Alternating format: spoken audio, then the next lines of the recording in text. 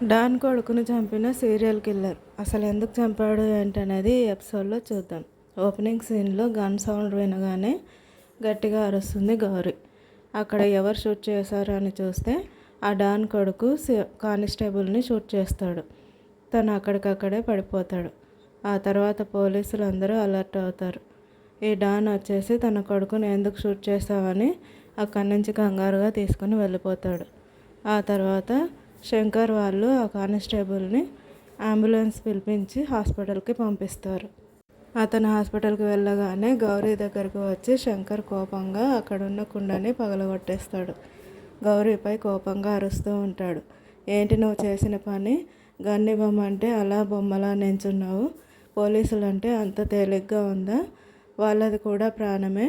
ఇప్పుడు అతని ప్రాణం పోతే తన భార్య పిల్లల పరిస్థితి ఏంటి అని అరుస్తూ ఉంటాడు. నేను ఇవ్వడానికి ట్రై చేస్తున్నా అని ఏడుస్తూనే ఉంటుంది. ఊరికే నిలబడి నేను ఇవ్వాలని ట్రై చేసినా అని చెప్తూ ఉంటుంది. కానీ శంకర్ అరుస్తూనే ఉంటాడు. ఈమె ఏడుస్తూ బయటకు వెళ్ళిపోతుంది. కట్ చేస్తే నెక్స్ట్ సీన్లో శంకర్ ఇంటికి రాగానే వాళ్ళ నాన్నమ్మ వాళ్ళు కంగారు పడి ఏం కాలేదు కదా అని తనని అడుగుతూ ఉంటారు. ఆ తర్వాత ఈ ఉద్యోగాన్ని మానేయమని చెప్తారు. ఈ ప్రమాదాలు ఇవన్నీ నా వల్ల కాదు చూడడం అని. మానేస్తాను తప్పకుండా, కానీ మీరు కూడా బయటికి వెళ్ళినప్పుడు ఎవరైనా సహాయం అడిగితే చేయకుండా అలాగే ఉంటారా అని అడుగుతాడు. అలా ఎలా ఉంటామని వాళ్ళ నాన్నమ్మ చెప్పేసరికి నా ఉద్యోగంలో కూడా అలాంటి పరిస్థితులే వస్తాయని చెప్తాడు. కట్ చేస్తే నెక్స్ట్ సీన్లో ఆ డాన్ కొడుకుని పట్టుకోవడానికి వీళ్ళ టీం మొత్తం తయారవుతుంది. అతనున్న ప్లేస్కి పోలీస్ టీం మొత్తం వస్తారు. అందరూ లోపలికి వెళ్ళి అతని రూమ్లో చూడగానే అతను ఆల్రెడీ చనిపోయి పడి ఉంటాడు. వీళ్ళు అక్కడ ఉన్న వస్తువులన్నీ చెక్ చేస్తూ అతన్ని ప్రాణాలతో ఉన్నాడా లేదా అని చెక్ చేస్తూ ఉంటారు. అతను చనిపోయాడని తెలుసుకుని ఇప్పుడే ఇక్కడ నుంచి ఎవరో వెళ్ళినట్టున్నారు షూట్ చేసి అని అక్కడి నుంచి వెతకమని చెప్తాడు శంకర్. అప్పుడే బయట ఆ సీరియల్ కిల్లర్ టాపీగా వెళ్తూ ఉంటాడు. ఆ తర్వాత కాలర్ ఎగరేసుకుంటూ ఎవరికి కనిపించకుండా అటు నుంచి ప్రశాంతంగా అక్కడి నుంచి వెళ్ళిపోతాడు. కట్ చేస్తే నెక్స్ట్ సీన్లో ఈ డాన్ తన కొడుకుని శంకరే చంపాడని తన సీసీ ఫుటేజ్లో చూస్తూ ఉంటాడు.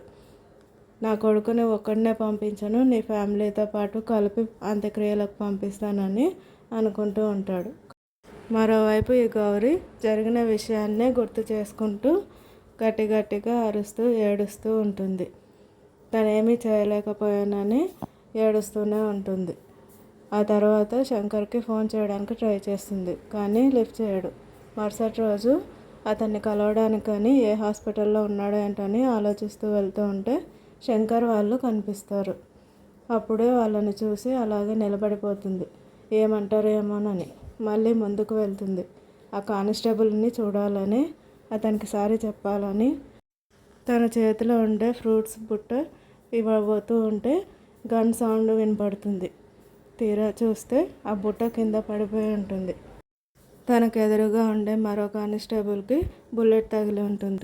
పండ్ల బుట్టని తన మొహానికి ఎదురుగా పెట్టుకొని ఇస్తూ ఉంటే అతని కాలికి ఎలా తగిలిందో అర్థం కావట్లేదు. భలే కామెడీ కదా. ఓకే ఫ్రెండ్స్, తర్వాత ఏం జరిగిందో నెక్స్ట్ వీడియోలో చూద్దాం.